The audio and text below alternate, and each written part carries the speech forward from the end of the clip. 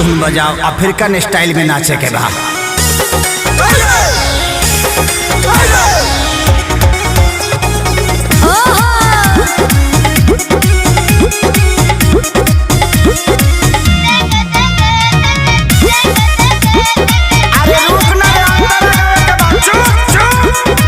मौजी रूगल बेचा आरे लीची ले लो, देखे के पागल बाजार भइल बा हो, जवार भइल बा, गाछी के फल फलादार भइल बा हो।